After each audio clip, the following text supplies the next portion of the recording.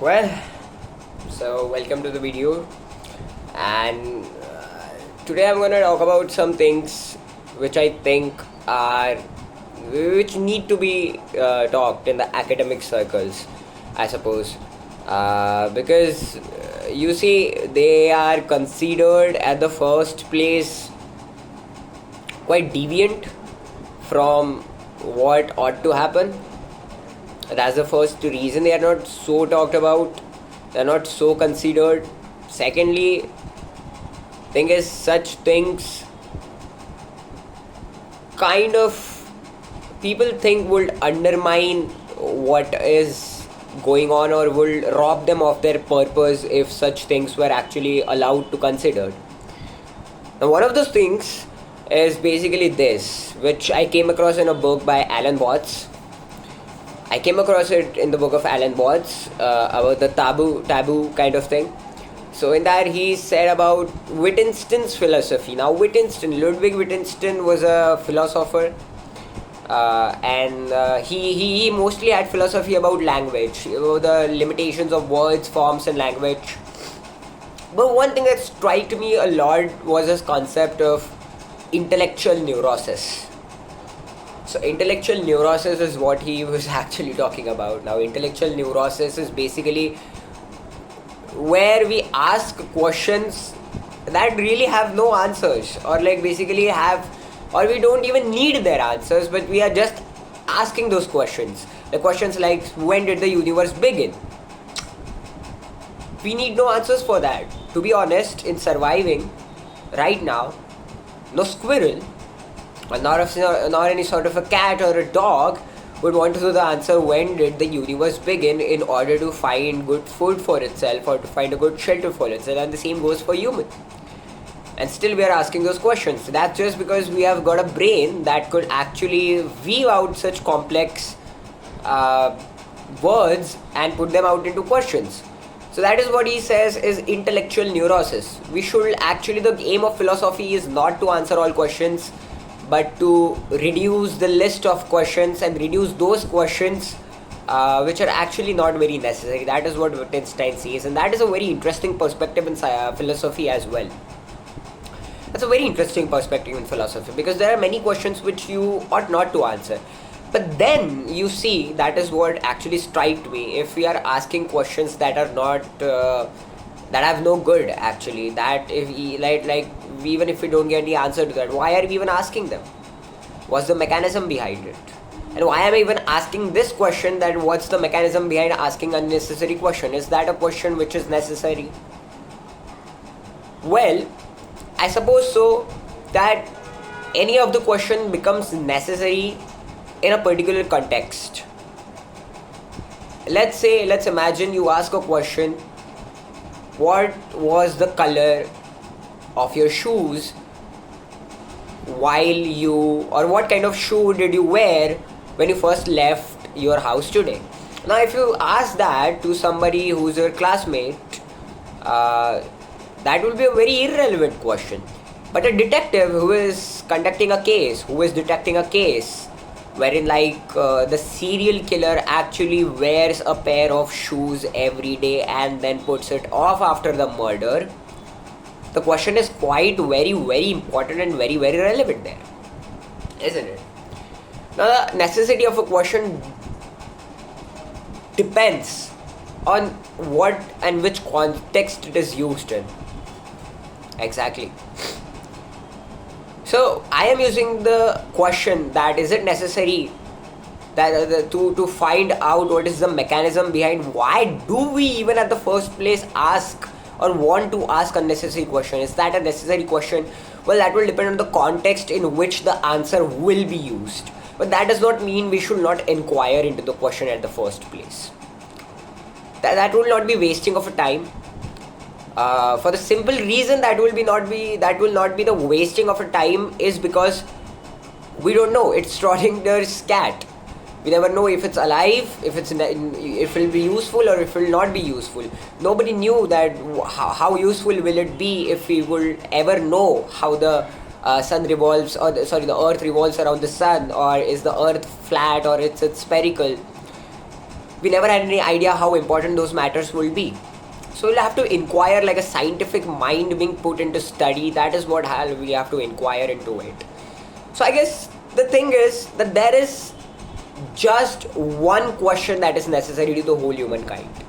And questions are basically a means to an end. An end is the answer. And the answer is basically the truth, is that what we demand. Because let's say if somebody gives you a false answer to the question, that would not be the answer to the question. That's how easy it is. That would be the answer to that question. That might be the answer to another question, but not to that question. You need a true answer. So you're actually finding truth. And that's the reason questions stand as a means to an end of finding the truth. Now what's the ultimate truth that has to be known is what we have to inquire and know, so that we understand what particular and what are the necessary questions that we need to ask.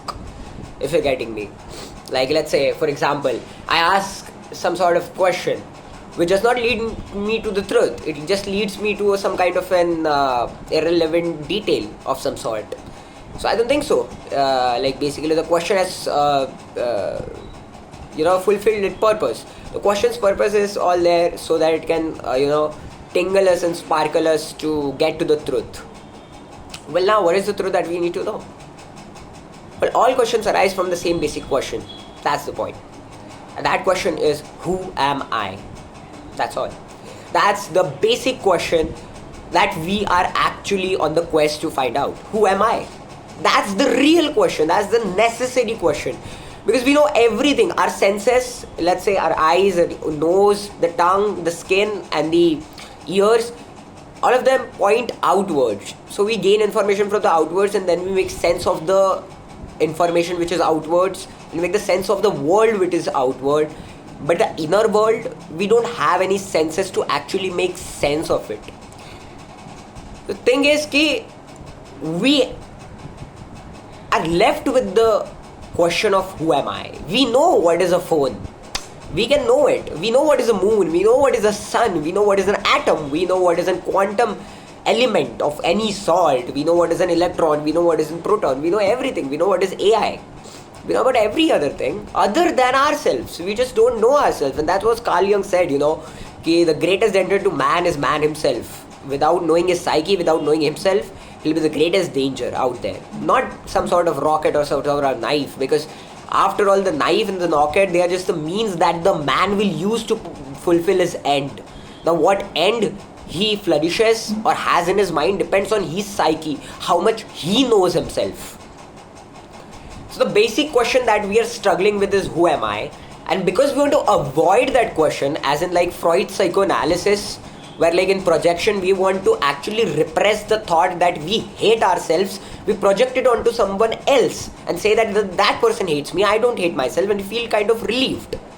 In the same way, because we don't know ourselves and there's an anxiety of not knowing ourselves, we project that anxiety outwards and try to know everything which is not us in order to fill that gap of not knowing us. And that's the reason there's so much intellectual neurosis. Now you see, intellectual neurosis is just the symptom of we not knowing ourselves. So it's very important to know why we ask such unnecessary questions. Because there is a necessary question underlying which we ignore, and we have to ask questions still. So we ask all the unnecessary questions. That's the thing. Now that's what my analysis goes for intellectual neurosis. Intellectual neurosis by Wittgenstein is a very important kind of thing that has been given to us.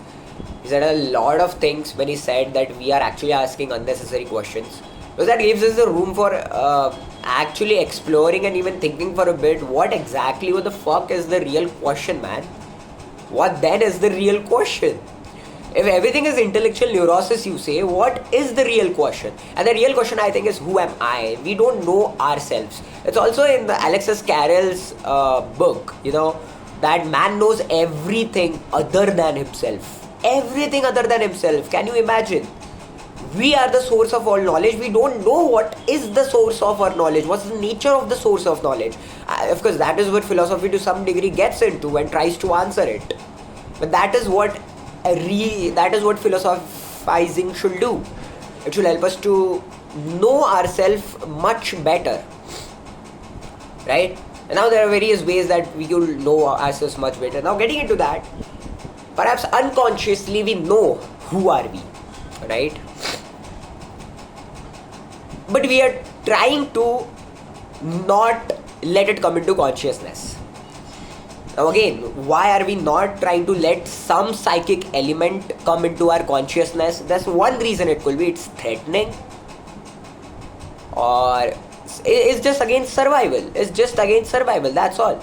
If we get to know who we are, it will go against our survival. That's the point.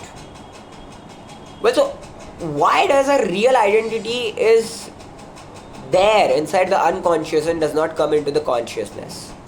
Because we are covered up with different identities of some sort, and we have so identified ourselves with them that the death of those identities or moving those identities would mean our own death, which is like basically our ego death.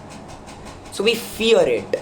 We fear losing our identity, and in that fear of losing our identity, we also fear, or also we miss out on getting to know about our real identity. So there's fears that blocking you.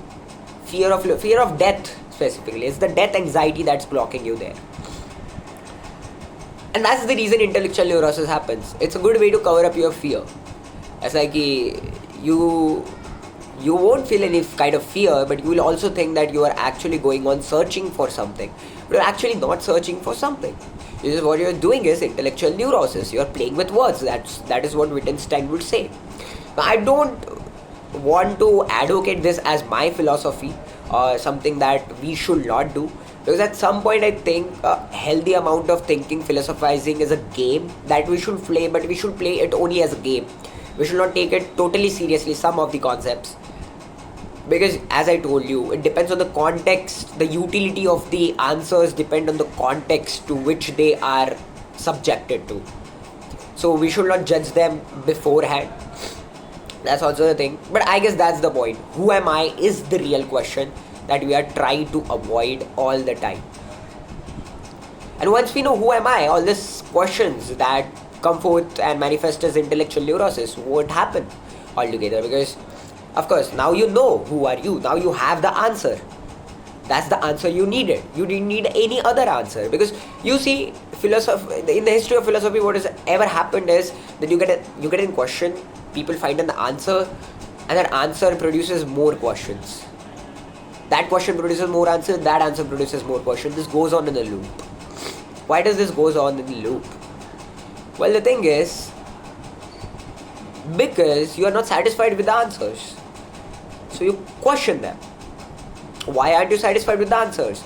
Because the question you put out was unsatisfactory. That's simple phenomena. If you put an unsatisfactory question, you'll get an unsatisfactory answer. If you put in satisfactory question, you'll get a satisfactory answer. I guess a lot of what we have been doing in philosophy, have been done in human philosophy, is putting out unsatisfactory questions. And thus we are getting unsatisfactory answers, and thus this more loops kind of thing. So that is one thing that I wanted to discuss about the intellectual neurosis kind of thing. The second thing that I want to jump upon is how human beings have managed to cover themselves up in their inferiority, and how nicely have they done so, because man thinks he is an inferior animal. Into the trenches of his mind, in the heart, he thinks he is inferior than others, but then tries to cover up. And in all that covering up is what all the wars and stuff and everything actually happens. It's okay, my phone is not on charging. It's okay. And that is where he cover-ups. So well, that is about the intellectual neurosis kind of thing, and the real question of who are we and who am I is the real question that you should actually get into. And the Wittgenstein intellectual neurosis thing, that's the taboo, that's the taboo. We don't know who we are, and we are not told to know who we are. We're just told who we are. We're never told how to inquire into it ourselves. We're just given a ready-made answer. But is that ready-made answer the real answer? Well, we'll have to also look into that. Because if it was a real answer, we would have stopped getting so dissatisfied with life? Because that's one question that's bothering us and we still haven't got that answer. So I suppose that's the thing about philosophy, that we have to more dive into man's psyche and man's identity and man's self, the nature of it, the scope of it, and what exactly it is, and some methods as to how can one actually find it. So next, for the rest of the video, we'll also discuss a lot about psychoanalysis. We'll discuss about a lot of other stuffs. You can also pin down in the comment what you want to discuss. You can put it down in the comment what more you would like to discuss with me. So till then, bye bye. We'll meet again.